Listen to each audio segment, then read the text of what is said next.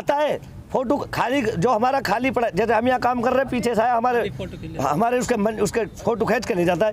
सुबह दिखाता है भीड़ नहीं है, गाजीपुर बॉर्डर खाली पड़ा है। अच्छा। अरे भैया हम ऐसे बहिष्कार करेंगे फिर हम? भाई ये जो लाखों की तादाद में किसान भाई है, आज फेसबुक ट्विटर व्हाट्सएप का जमाना है, इस पर विरोध करते रहेंगे सोशल मीडिया से। हम तो फेसबुक, हमारा तो फेसबुक कई बार बंद कर दी। करते रहो, कितना जितना सरकार कोशिश करे उतना सरकार करे। किसान मरने मिटने के लिए तैयार बैठा है। अगर किसान की बात नहीं सुनी जाएगी, जब तक किसान की बात नहीं सुनी जाए, किसान तब तक सड़क पर बैठा है, चाहे हमारी जान चली जाए। किसान इतना मजबूत कमर कस के बैठा हुआ है बॉर्डर के ऊपर, उसे यही नहीं लग रहा कि अब हम लोग लड़ाई लड़ रहे हैं। हमें ये नहीं लग रहा कि हम लोग लड़ाई लड़ रहे हैं। हम तो आम जनता की तरह ऐसे बैठे हैं बॉर्डर पर जमे हुए कि सड़क हमारे बाप दादाओं की है। क्योंकि ये जो संपत्ति सरकार ने, जितना सरकार बेचने का काम कर रही है, ये क्या सरकारी संपत्ति सरकार थोड़ी बेच देगी। हमारा भी तो अधिकार है, हमारी ज़मीन में सड़क बनी हुई है, ये ज़मीन तो हमारी थी, हम किसान भाई हैं, तो ज़मीन तो किसानों की है। तो सरकार के हम, अगर सरकार का अधिकार है तो हम किसानों का भी तो अधिकार है इसे बेचने का या बैठने का। उदयवीर जी, मोदी सरकार का बयान है बड़ा, उन्होंने कहा कि हम जो देश में जितनी भी सरकारी संपत्तियां हैं या सरकारी उपक्रम हैं, कंपनियां हैं, सबको बेचेंगे और हम जो है सिर्फ यहाँ पर जन कल्याण करने के लिए आए हैं, कोई व्यापार करने के लिए नहीं आए हैं राजनीति में। कौन सा जन कल्याण हो रहा है भाई? मैं आपसे आपके माध्यम से पूछना चाहता हूँ, कौन सा हो रहा है जन कल्याण? ये है, हाँ, इसमें बलात्कार बढ़ रहे हैं, दुनिया भर के अपराध बढ़ रहे हैं। विधायक ये क्या कर रहे हैं? इन्हें बेच के विधायक खरीदते हैं। इन्होंने चुनाव आयोग खरीद लिया ईवीएम के द्वारा अपना। ये तो ईवीएम, चुनाव आयोग और इनका इस्तेमाल किया जा रहा है देश बेचने में। अगर देश बेच के अगर किसी चीज़ को खरीदने का इस्तेमाल किया जा रहा है तो ईवीएम हुआ, विधायक हुए, सांसद हुए और चुनाव आयोग हुआ, CBI हुआ। और मीडिया तो तुम्हें पता ही है, आपके जो चौथा स्तंभ है देश का, राष्ट्रीय मीडिया है, एक चौथे, उसको चार कहते हैं, 4 स्तंभ, लेकिन उसका आधा भी नहीं, इतना भी नहीं टिका हुआ। वो सारा का सारा ही कुत्ते की भाषा बोलता है। आप कह रहे हैं कि वो खरीद लिया है उनको? बिल्कुल। तो जो यदि वो बिकने के लिए तैयार है तो आप भी उसको खरीद लो। नहीं, अब हमारे पास पैसे कहाँ? ये तो देश बेच के खरीद रहे हैं, हम क्या बेचे भाई? अगर किसान ऐसे ही कुछ मीडिया खरीद रहा होता तो अपनी ज़मीन के लिए सड़क पे थोड़ी बैठा होता, एसी में होते घर, एसी लगा के घर बैठे होते। हमें सड़क पे क्या ज़रूरत थी भाई? जब हमारे पास पैसे होते तो हम लड़ाई क्यों लड़ते? अच्छा। जैसे अंधभक्त पड़े हैं कुछ, या और लोग पड़े जिन्हें ये नहीं पता कि ये किसके लिए कर रहे हैं।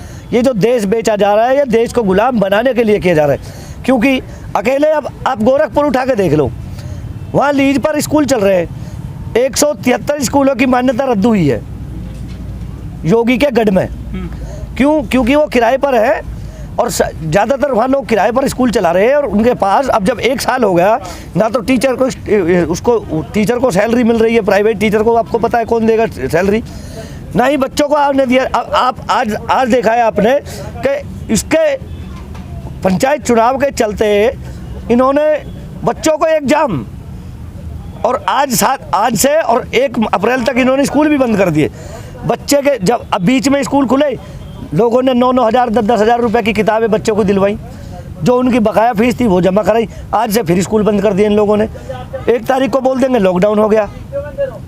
तो जब उस बच्चे के भविष्य को तुम चुनाव के चक्कर में अंधकार में लिए, अरे चुनाव ही जून में करा लो आप, जब जून की छुट्टियाँ रहती है बच्चों। अगर आपको लगता है चुनाव है मई में, तो आप उस चुनाव को हटा कर जून में कर दो ना। जून में जब भी छुट्टियाँ रहती है, चुनाव तो एक दिन होता है, 2 चरणों में हो जाएगा, 3 चरणों में हो जाएगा, उसी 1 महीने के अंदर आप 10 चरण रख लो।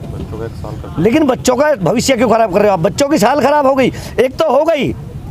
ये जो कहते हैं अब कोरोना ने 5 प्रदेशों से स्टे ले रखा है, वो वहाँ नहीं जाएगा जहाँ इनके चुनाव होंगे और जहाँ इनकी बड़ी बड़ी सभाएं होंगी, वहाँ नहीं जाएगा, वहाँ से स्टे ले रखा है। अभी महाराष्ट्र में इनकी सरकार नहीं है, सरकार को बदनाम करने के लिए इन लोगों ने, और टीवी खोल कर देखो तो वो सचिन बजे, पूरा दिन सचिन बजे। अरे यार क्या है ये, समझ में नहीं आता।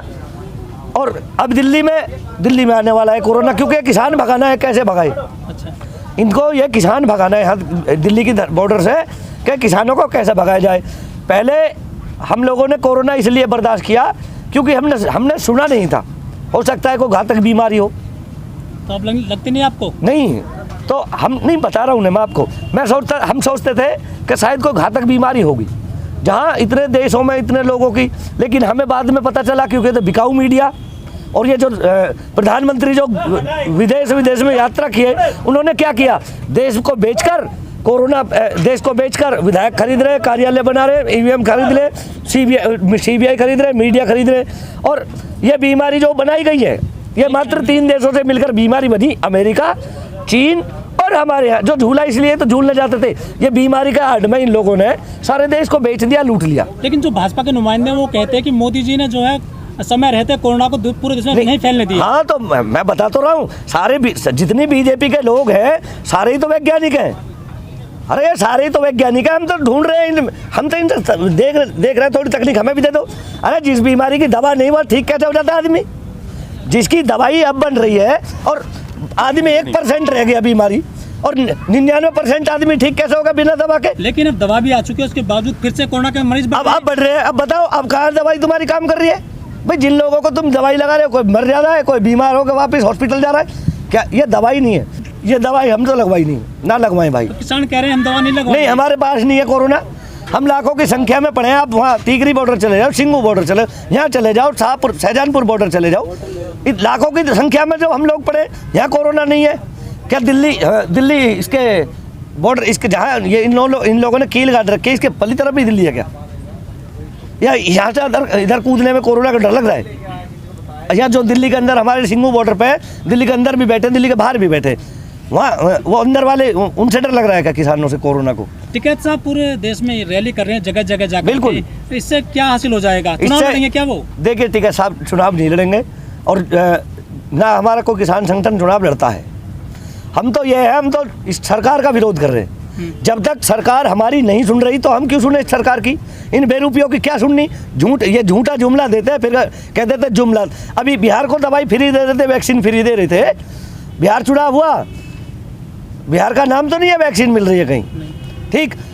अब इन 5 प्रदेशों से तो इन्होंने उसने कोरोना ने स्टे ले रखा है, लेकिन वहाँ तो जाएगा नहीं। मोदी जी और योगी जी कह रहे हैं कि हम यहाँ हर एक परिवार में एक आदमी को सरकारी नौकरी देंगे, महिला को आरक्षण देंगे। कितना दिया? अभी तक 2014 में घोषणा की थी 2 करोड़ रोजगार देंगे प्रति वर्ष। कितना दिया भैया? हमारे और लोगों की छिन गई ये। हाँ, 2 करोड़ रोजगार देंगे, नहीं लेंगे। अब ये जो बिजली वाले अभी बैठने वाले, कुछ दिन बाद हड़ताल में बैठेंगे, बैंक कर्मचारी बैठने लग गए, जो प्राइवेटाइजेशन होते जा रहे हैं, तो नौकरी किस चीज़ में देंगे आप ये बताओ? जो सरकारी तंत्र है उसे तो आप बेचते जा रहे हो। नौकरी देंगे कहाँ? रेलवे आपने बेच दिया, एयरपोर्ट आपने बेच दिया, LIC आपने बेच दी, देश में बचेगा क्या? बैंक आपने बेच दिए, बताओ क्या बचा? किस चीज़ में देंगे? मोदी जी कहते हैं आत्मनिर्भर बनो। नहीं तो आत्मनिर्भर ही तो बन रहे हैं, क्या है ये जो आत्मनिर्भर बनने का जो सपना लोगों को दिखाया, आत्मनिर्भर बना तो हम 1 साल से कढ़ाई पे बैठे हैं। पहले 3 महीने हमने वहाँ 2 रसोई चलाई, लोगों को खाना बांटा, घर घर जाकर खाना बांटा हम लोगों ने अपने गाँव में।